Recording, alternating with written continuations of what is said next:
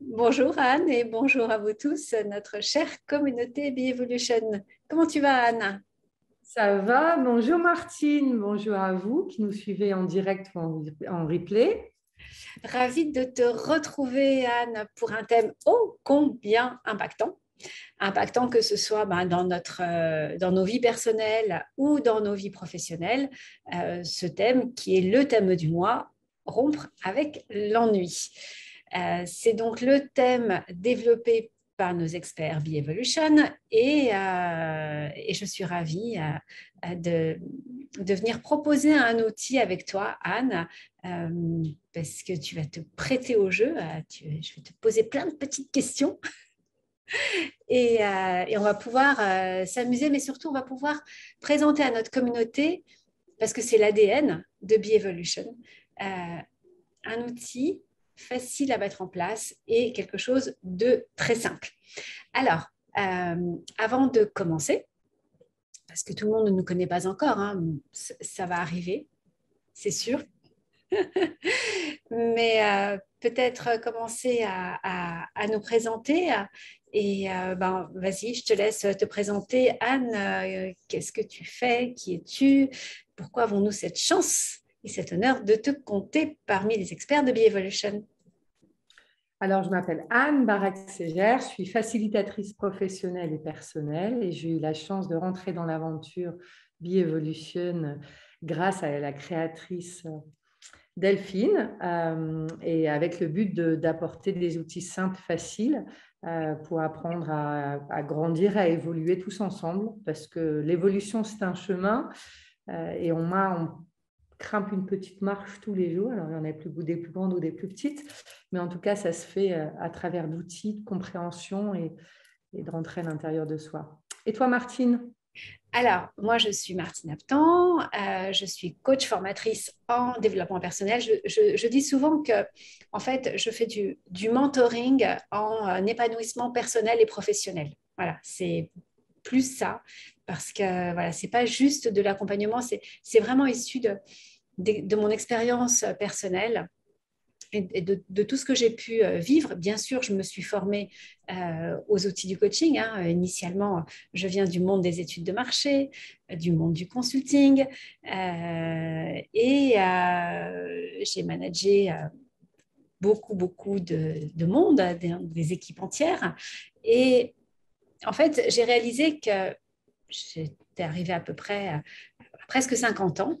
Et même si je n'avais pas à rougir de mon parcours professionnel, finalement, je me suis rendu, j'avais bien conscience que je ne m'épanouissais pas du tout dans mon job.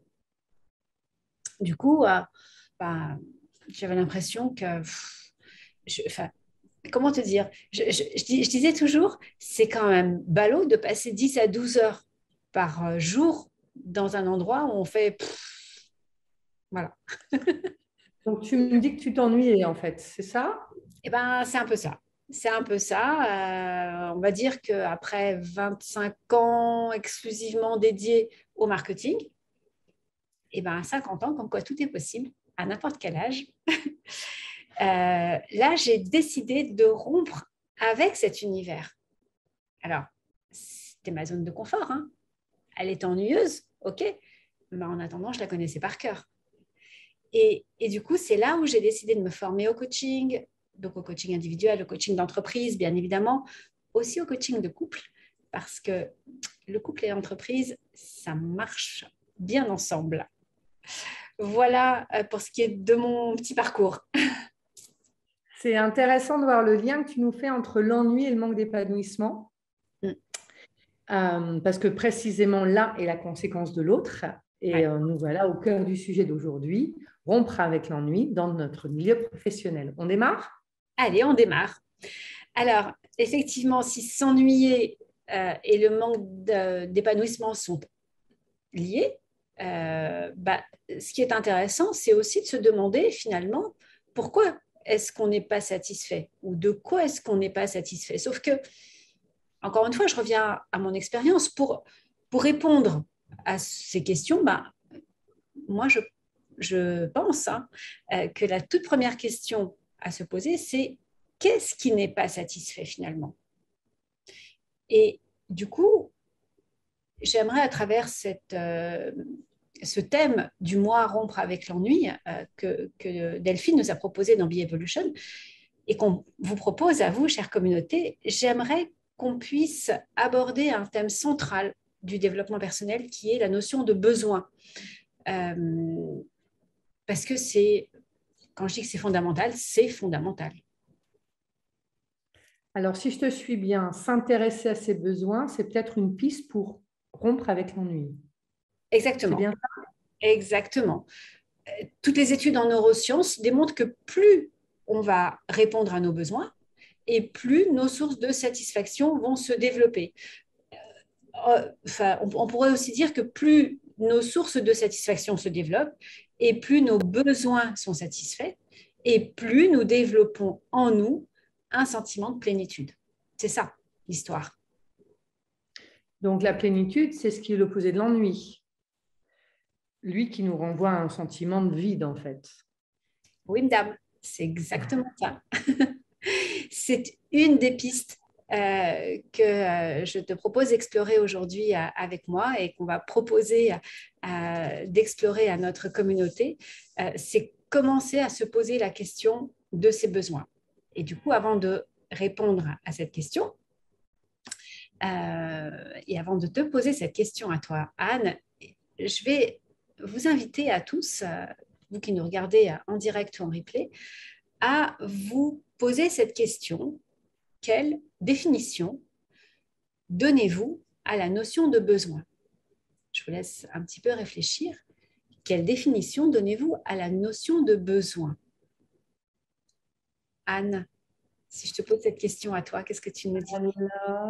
Alors, de prime abord, je te dirais que c'est un élément essentiel qui a besoin, désolé du terme, d'être comblé pour me rendre heureuse. Ouais, exactement. Bah, tu as entièrement raison, hein. Moi, je trouve que c'est relier finalement le besoin au fait d'être heureux, d'être comblé, c'est effectivement une piste intéressante. Alors, il y a plein de définitions hein, du besoin et il y a énormément de mentors du développement personnel qui ont écrit au sujet des besoins. Quand je dis que c'est vraiment un thème fondamental, c'est un thème fondamental. Euh, Comme ça, je vais citer Jacques Salomé. Jacques Salomé, alors moi qui travaille beaucoup avec les couples, c'est forcément une référence. Jacques Salomé, c'est intéressant ce qu'il dit. Lui, il dit que pour avoir cette notion de satisfaction, il faut répondre. Donc, tu vois que là, lui aussi, il fait ce lien hein, entre le fait d'être satisfait et la notion de répondre à ses besoins. Donc, il dit que pour être satisfait, il faut répondre à 5 types de besoins. Le besoin de se dire, donc le besoin de dire, le besoin de parler, de s'exprimer, le besoin d'être entendu, le fameux besoin d'être écouté, le besoin d'être reconnu tel que l'on est. Bonjour le masque social. Ou bah non maman, c'est pas comme ça que je veux être parce que moi je veux être autrement. Être tel que l'on est et pas non plus tel que nos partenaires de vie quelquefois ont envie que nous soyons. Le besoin d'être valorisé, hein, on va pas s'étendre là-dessus. Et puis, le besoin de rêver. Parce que le rêve, c'est faire effectivement que, c'est de croire que demain, notre monde sera un monde meilleur pour nous tous. Chacun, chacune avec sa contribution. C'est bien le sujet de Be Evolution. Donc, tu vois, je suis sûre que tu en connais toi aussi des gens qui ont aussi parlé des besoins, Anne. Tu penseras à toi. Je pourrais citer Lise Bourbeau, par exemple, qui répartit les besoins en 3 catégories. Les besoins émotionnels, les besoins physiques et les besoins liés au mental. Alors, émotionnel, c'est créativité, beauté, affection, appartenance. Les mentales, c'est vérité, respect, sécurité, raison d'être. Et les physiques, c'est respiration, indigestion, ingestion, digestion. Alors, à savoir que ce que je vous propose à toute la communauté, ceux qui nous écoutent en direct ou en replay, c'est de vous mettre en commentaire le lien vers une des conférences de Lise Bourbeau pour en apprendre plus sur ce sujet. Merci Anne. Effectivement, tu fais bien de la citer. Moi, Lise Bourbeau, elle fait vraiment partie de mes références. On peut très bien aller écouter plein de conférences à son sujet. Elle est extrêmement généreuse et c'est très intéressant tout ce que Lise Bourbeau nous raconte. On a cité Jacques Salomé, on a cité Lise Bourbeau. Comment ne pas parler de Maslow? Si on parle de pyramide de besoins, si on parle de besoins, on va forcément parler de pyramide de besoins. Et bien évidemment, alors Anne, la pyramide de Maslow, tu la connais? Alors, je pense que vous la visualisez tous, hein, elle est à peu près comme ça. Alors, elle est adaptée en fonction des thèmes ou des sujets dont on parle. Elle s'adapte très, très facilement. En tout cas, elle comporte 5 niveaux. Le premier, c'est les besoins physiologiques. C'est ce qu'on fait pour vivre. On a besoin de respirer, de boire et de manger, par exemple. Les besoins de sécurité. On a besoin d'être dans un environnement stable et prévisible. Alors, vous comprenez, hein, la pyramide de Maslow, la base, c'est les besoins physiologiques. Et plus on arrive dans l'élévation au top de la pyramide de Maslow. Donc, la deuxième, les besoins de sécurité. Le troisième niveau, c'est les besoins d'appartenance, c'est faire partie d'une communauté, d'un groupe comme celui de Bioevolution, par exemple. Un besoin d'estime, besoin d'être reconnu et apprécié des autres. Et le dernier besoin, c'est le besoin d'accomplissement de soi. Je vous en ai parlé tout à l'heure. Pour moi, c'est quelque chose de vraiment essentiel, c'est de trouver son pourquoi, en fait. Ce qui nous fait vibrer, grandir, ce qui nous fait respirer et être heureux dans la vie, en fait. C'est avoir du sens, faire sens. Qu'est-ce qui fait sens pour nous? Qu'est-ce qui nous fait nous lever le matin et qu'est-ce qui nous donne de l'énergie pour avancer malgré les caps et les étapes qu'on peut suivre dans la vie? Oui, exactement. Merci, merci Anne pour ce rappel sur la pyramide de Maslow, parce que c'est vrai que c'est important de resituer les niveaux. Mais Maslow, en fait, nous dit que, alors, pour atteindre un niveau supérieur, il faut que le niveau inférieur soit comblé. L'outil que je vais vous proposer aujourd'hui est inspiré de la pyramide de Maslow, la frustration en moins. Tu vois pourquoi je parle de frustration, Anne? Oui, tout à fait. Parce que voilà, ce que tu nous disais, hein, pour atteindre un niveau supérieur, il faut que notre besoin soit comblé et que si le besoin n'est pas comblé, eh ben, on vit de la frustration. C'est ça. Mais ça, Je pense que les enfants, par exemple, sont le meilleur exemple de la frustration quand ils ont un besoin qu'ils expriment qui n'est pas comblé, ils se mettent en colère ou voilà, qu'ils expriment ou non, intérieurement ou extérieurement, mais un très bel exemple de la frustration. Exactement. Et du coup, moi, je me suis inspirée de cette pyramide-là, mais je m'en fiche que je ne sois pas à 100% sur tel niveau. Je ne vais pas attendre d'être à 100% pour arriver au niveau supérieur. Donc, j'avais envie de voir comment on pouvait relier finalement cette pyramide des besoins, la frustration en moins. Donc, ce que je te propose, on va revenir à l'outil. Je te laisse visualiser ta pyramide. Tu es d'accord avec moi pour te prêter au jeu, hein? Avec un grand plaisir. J'adore jouer, je suis joueuse. Ouais, je te connais un peu et je sais que c'est vraiment quelque chose que tu aimes bien. Alors, vas-y, visualise ta pyramide de Maslow, donc avec tes 5 niveaux. Et puis, vous, chez vous, pareil, hein, dessinez votre pyramide de Maslow avec vos 5 niveaux. Éventuellement, mettez sur pause cette vidéo si vous êtes en replay, le temps d'aller chercher un papier, un crayon, de quoi écrire pour justement faire cet exercice.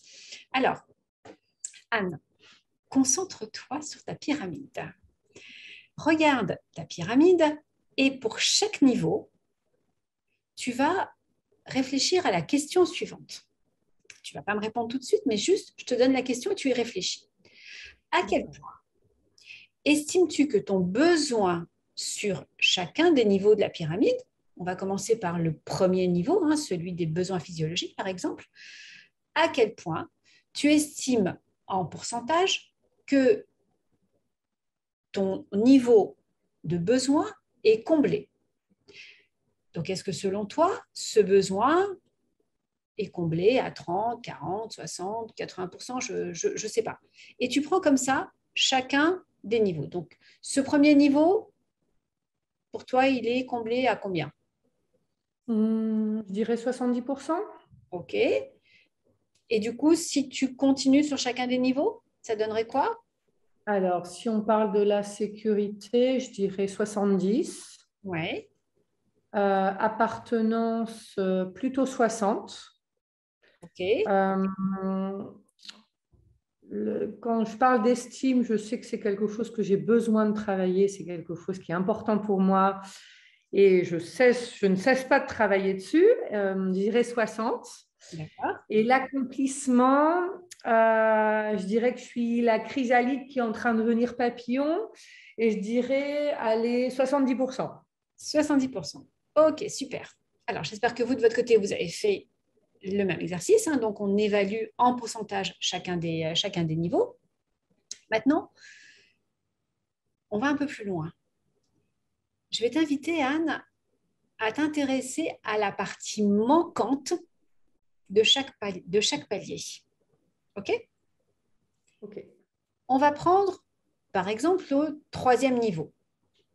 Si j'ai bien noté, le troisième niveau, qui est donc le niveau d'appartenance, tu m'as dit que tu estimes que ton besoin, là, est satisfait et comblé à 60%. C'est bien ça?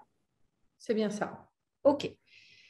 Donc, tu es d'accord avec moi pour me dire que sur ce palier, si ton besoin est satisfait à 60%, pour aller à 100% dans un monde idéal, il te manque 40%. On est OK.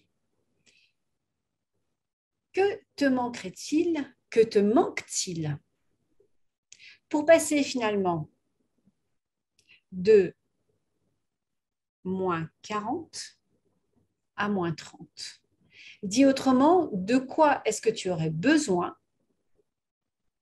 pour passer de 60 à 70% de satisfaction? Donc de moins 40 à moins 30. De moins 40 à moins 30. C'est-à-dire que là, tu es à 60%. Qu'est-ce qu'il te faut pour passer à 70%? Et donc, on va juste s'intéresser à ça. Alors, me tourner vers de nouveaux groupes, Oui, peut-être faire de nouvelles activités. Alors, actuellement, je vis en Europe centrale et peut-être que faire une expérience dans un nouveau pays, ça me permettrait de rencontrer de nouvelles personnes. ouais. Voilà. En tout cas, une chose est sûre, c'est pas en étant enfermé entre mes quatre murs et en ne faisant rien que les choses vont changer. Donc, une chose est sûre, c'est sortir de ma zone de confort et prendre des risques. Exactement. Enfin, le risque majeur que tu vas prendre, c'est d'être mieux, hein, a priori. Donc, peut-être Qui que ne ça... tente de rien à rien, en fait. Voilà. Alors, regarde la deuxième partie de l'exercice que je te propose. Tu vas maintenant fermer les yeux. Mhm. Voilà. Merci. Vous aussi, vous allez fermer les yeux si vous voulez participer à cette expérience, à cette expérimentation. Et tu vas t'imaginer toi dans ce troisième palier. Donc, je rappelle que c'est le besoin d'appartenance. C'est avoir des amis, être lié aux autres, savoir que tu comptes pour les autres et que les autres comptent pour toi. C'est ça, ce troisième palier. Alors, imagine là maintenant ce que tu ressens, maintenant que tu as augmenté ce niveau de satisfaction. On fait comme si c'était déjà là. OK? Et du coup, là, tu sais que c'est déjà fait. Tu es maintenant à 70%. Prête attention et porte ton attention sur ce qui se passe en toi. Qu'est-ce que tu ressens dans ton corps? À quel niveau de ton corps tu ressens ça? Comment? Qu'est-ce que ça te fait? Est-ce que ça te fait des papillons dans le ventre? Est-ce que ça, est-ce qu'il y a un sentiment chez toi qui ressort? Est-ce que tu sens au contraire que tu as peut-être les mains fraîche ou au contraire très chaude? Est-ce que tu as chaud? Est-ce que tu sens une chaleur à l'intérieur de toi? Enfin, bref, comment tu te sens, Anne? Eh ben, je te dirais souriante, Ouais, comblée. ouais, Il y a comme une ouverture du cœur, en fait. ouais. Euh, voilà, corporellement parlant, je sens vraiment l'ouverture au niveau du plexus, le cœur qui s'adoucit. Mhm. Euh, ouais, bah, c'est comme être vraiment dans un. Je pense que nous cherchons tous, hein, plus ou moins en fonction de ce qu'on a, une zone de cocon, de confort. Et augmenter sur ce palier-là, ça veut dire que eh ben, j'ai plus de confort autour de moi, en fait. Ouais, Donc, ma zone de confort s'est étendue. Et donc, eh ben, quand je marche pour sortir de cette zone de confort, en fait, il faut marcher un petit peu plus loin, un petit peu plus. Voilà.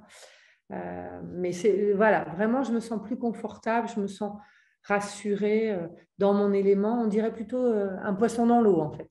ah, Voilà, cool. dans son élément.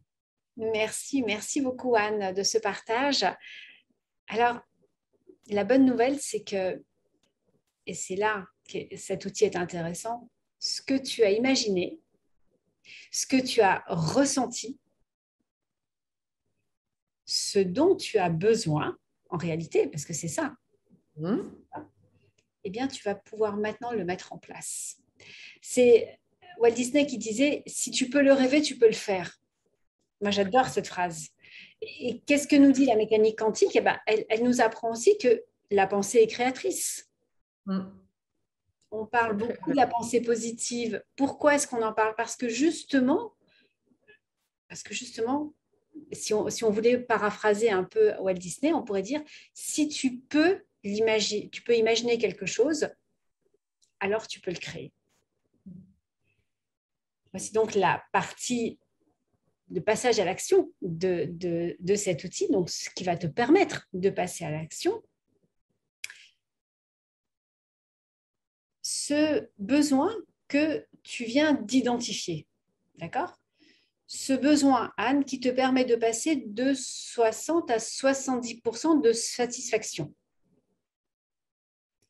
Comment est-ce que tu peux le mettre en place? Alors, comment je peux le mettre en place?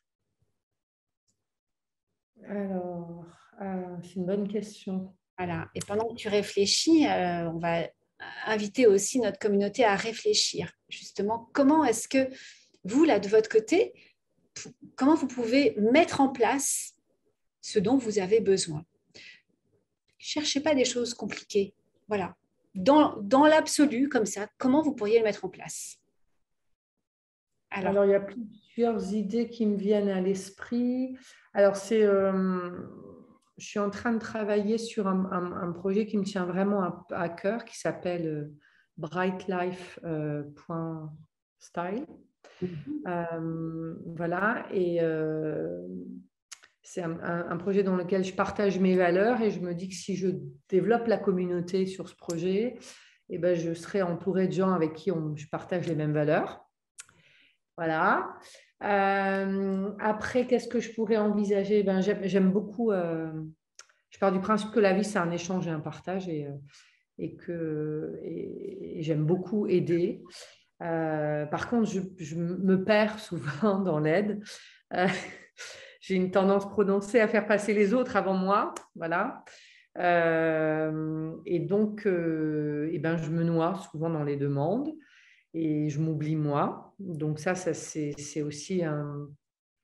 Et cette tendance-là, j'ai même tendance à le faire avec des gens avec qui je ne partage pas la même valeur. Donc, ça me demande beaucoup de temps, beaucoup d'énergie. Et ce temps et cette énergie, ben, je ne l'ai pas pour moi. Et après, il faut que je le recrée, ce qui demande 2 fois plus d'énergie, en fait. bien sûr, Hein. bien sûr, bien sûr.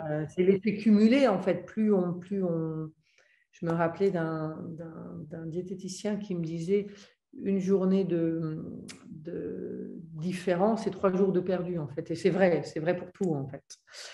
Et je pourrais aussi imaginer refaire partie d'un groupe de communication non violente.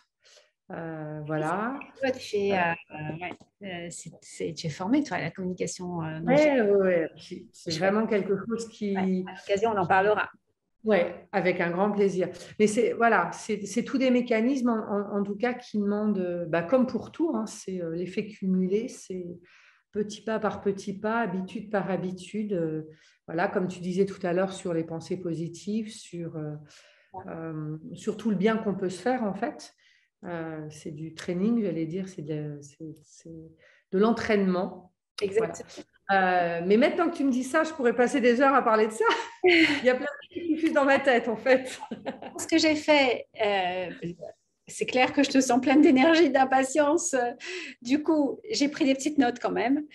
Et si je comprends bien, tu pourrais mettre en place 3 actions à peu près, c'est ça? Ouais, c'est ça, D'accord. absolument. Ouais. Ok.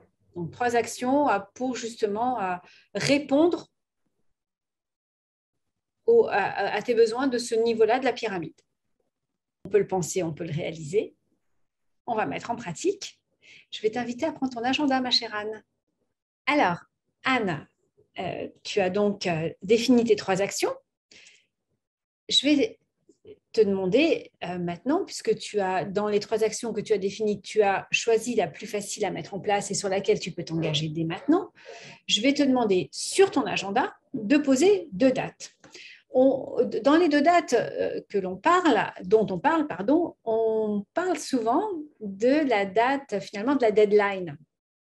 On aimerait que ce soit terminé à tel moment. Mais pour qu'il y ait une deadline, il faut bien qu'il y ait une date de début. Pour qu'il y ait une date de fin, il faut bien qu'il y ait une date de début. Tu es d'accord avec moi? Ok. Alors, je vais te proposer de poser la date à laquelle tu vas commencer à mettre en place cette action. Donc, encore une fois, attention, on fait attention à son environnement, on reste écologique, on fait attention à son écosystème, on ne pose pas une date en 2080, mais on ne pose pas une date demain matin si c'est compliqué.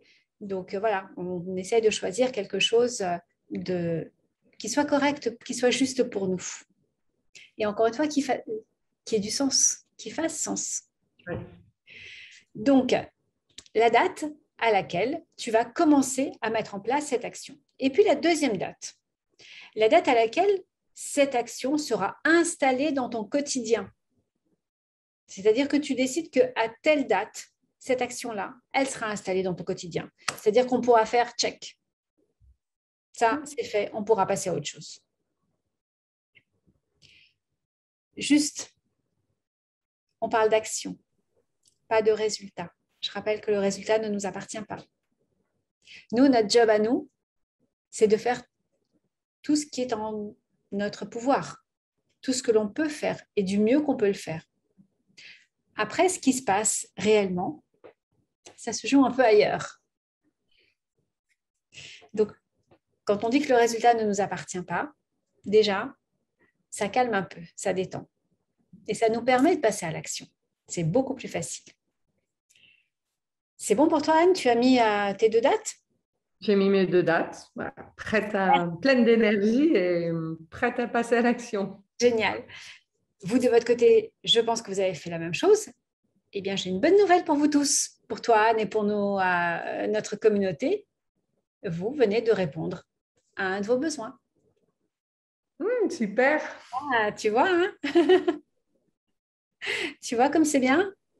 Ouais, c'est bien. En fait, c'est pas si compliqué que ça, hein. Si on y regarde, voilà, avec un petit peu de méthode et prendre le temps de se poser et de faire quelque chose qui a du sens pour nous. C'est Bon, bien. super. Merci beaucoup. Plaisir. Tu imagines bien que ça, on le fait dans sa vie personnelle et l'exemple que tu as pris, c'est l'exemple de l'appartenance, hein, donc de ce 3e niveau, mais ça marche aussi dans la sphère professionnelle. Hein. Et c'était un petit peu ça aussi l'objet de notre rencontre aujourd'hui, c'est que dans la sphère professionnelle, on pourrait très bien reprendre chacun de ces niveaux, s'interroger sur notre niveau de satisfaction du point de vue de notre activité professionnelle, mais comme je vois que tu es réceptive, comme je vois que tu aimes bien t'amuser, je vais te proposer une approche un peu différente. si tu es toujours d'accord pour jouer avec moi. Toujours. Super. Alors, encore une fois, tu vas prendre une grande inspiration.